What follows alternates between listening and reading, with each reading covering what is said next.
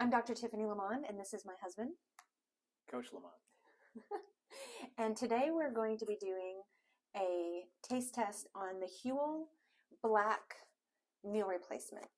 And I want to talk for just a second about why I chose the black over the original. Talk a little bit about its nutrient profile, then we're going to do a taste test and show you how to assemble it and everything. Huel, they're clever in that it's supposed to stand for human fuel. It's a little conjunction, if you will. Their company's big claim is that they're nutritionally complete meals. I got the vanilla black edition, and the black edition is for those people who are wanting to be more ketogenic or keto friendly. That is not why I chose it. I am not personally ketogenic, but the original uses sucralose and this uses stevia as the sweetener.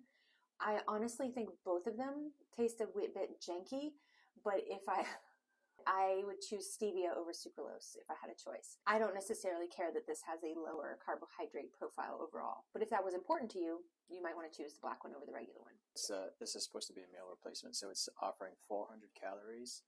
For 2 scoops.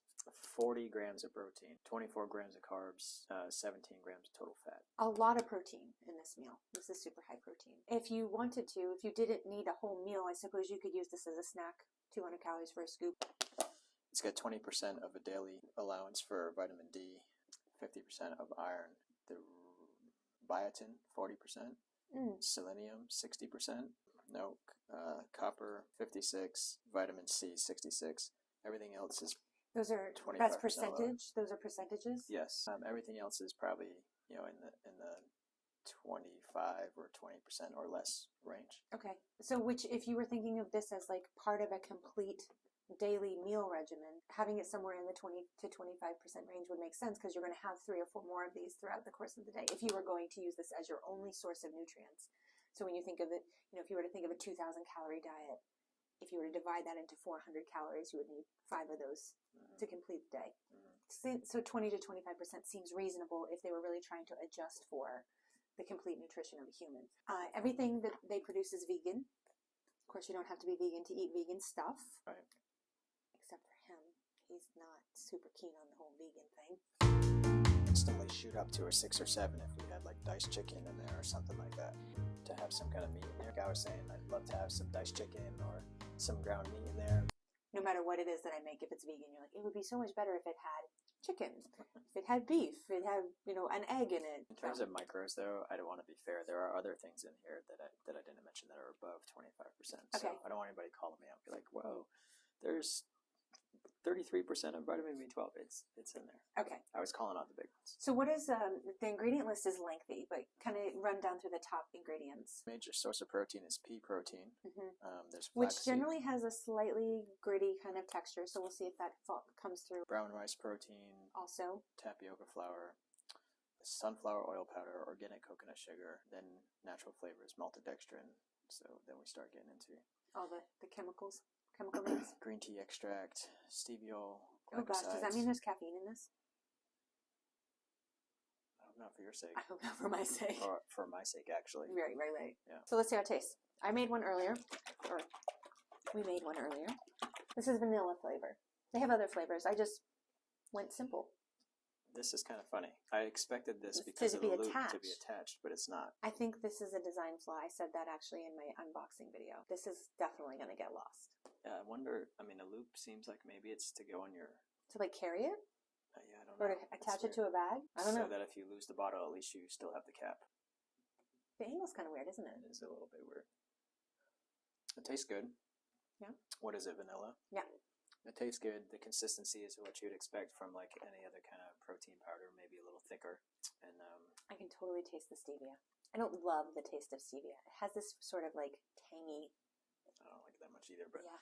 In terms of if I'm comparing it to other protein shakes, I'd say this is one of the better ones I've ever had. Yeah, but this isn't touting us out. They have protein powder. They're not touting this as a protein shake. This is a meal replacement. Yeah, I don't have anything to compare it to.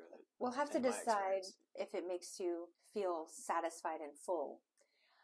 I have a difficult time with this kind of drink, especially in large quantities, even smoothies.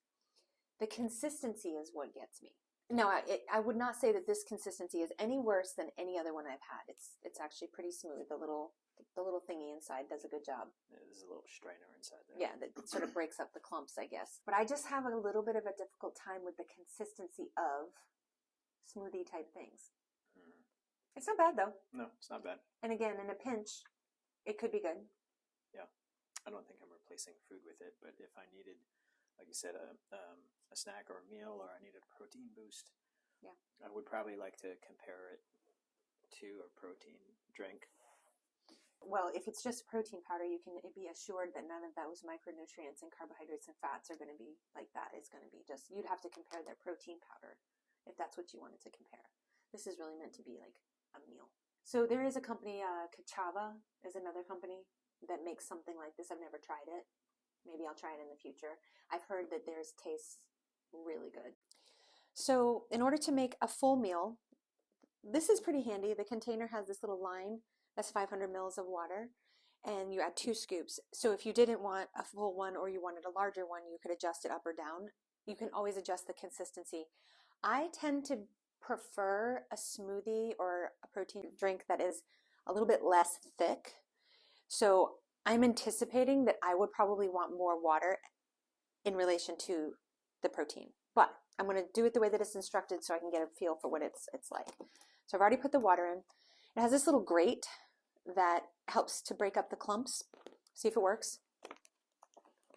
The bag is giant. It says it has 17 servings. I'm going to make a mess. I always do. That's probably one of the hardest things about these bag type things as opposed to the jars.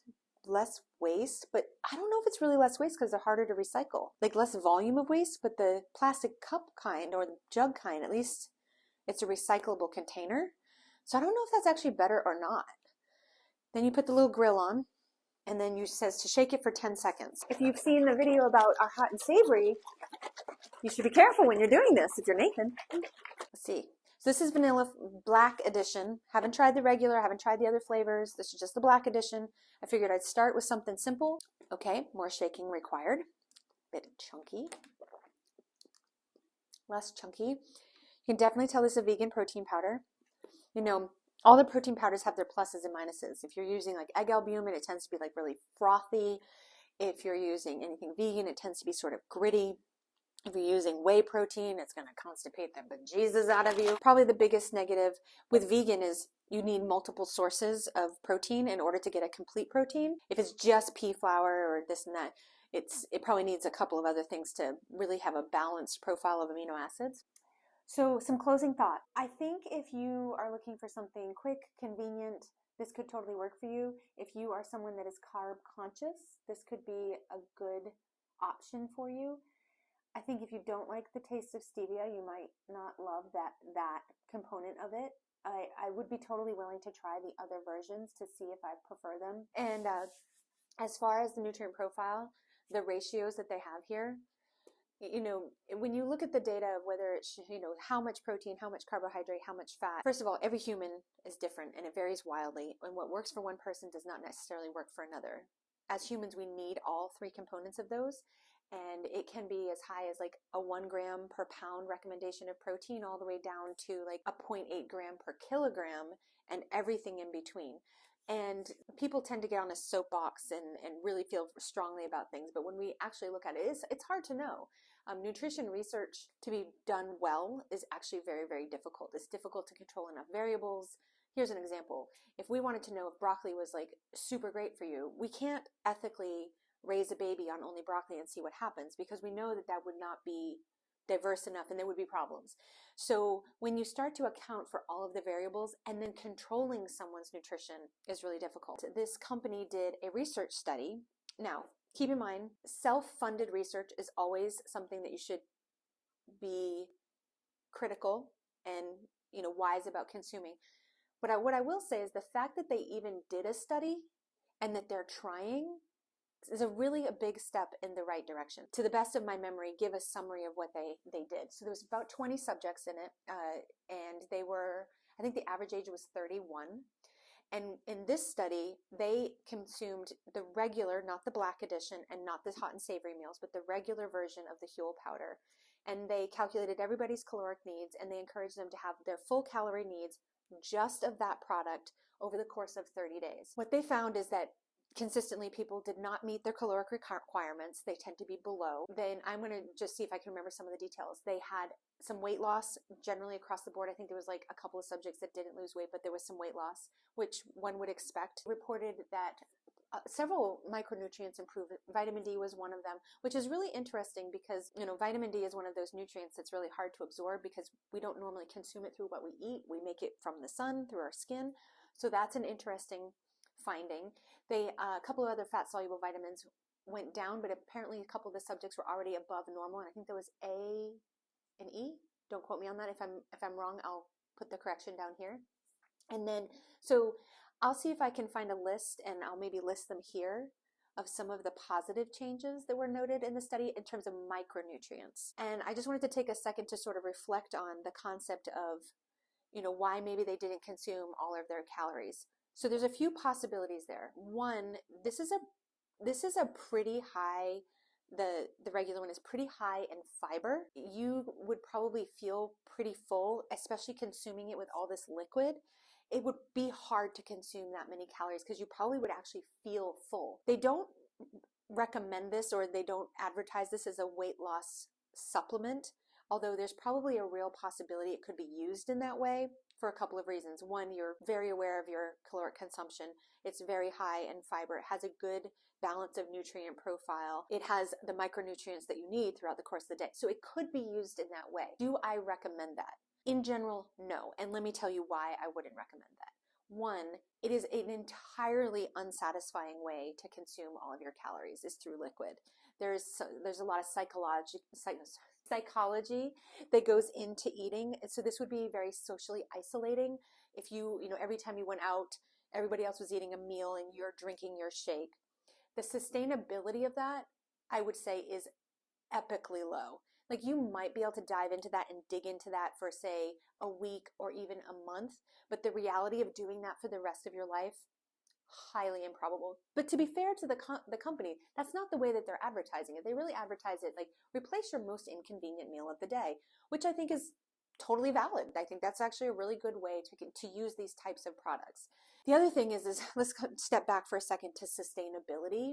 And when it comes to, I am not on team diet at all. I feel like Americans are constantly told that they are too stupid to figure out how to eat healthfully, etc. And they are told that you need to eat on this schedule, and there's so much conflicting information. And as a consumer, that can become extremely frustrating. I am not in the camp of propagating the diet culture that is just pervasive in this country. But I do want to recognize when a company is trying to do the best they can to create something that is convenient, nutritionally complete. I think there's some positives and negatives to all of that. I am going to be personally doing a trial where I try and consume only the Huel foods for 1 week. So I'm really going to come back and reflect on these elements that I'm talking about. One, can I consume the amount of calories that I need? Is it going to affect my bowel habits positively or negatively? There's a real chance that much fiber, and I eat a lot of fiber, that might be problematic. Do I feel socially isolated, or can I engage in normal social activities? Do I feel like it has any impact on my sleep or my digestion? Do I feel like my digestion is good, or do I start to have some distress through that? So I'm doing that only as like a personal experiment because I'm like this crazy nerdy scientist. I do like once in a while to try some things out just to see how my body responds, and also because I get questions from my patients, and I want to be able to educate patients based on the best evidence that's available. And we already talked a little bit about nutrition is tricky in that regard. But also, what is my personal experience with that, and what has been the experience of some of my patients? So with all that said, I think that that's a pretty good summary of this product, and I will maybe consider trying some other ones in the future. But stay tuned for the video on me doing just Huel products for 7 days straight, trying to meet my caloric needs. I think it's going to be really hard.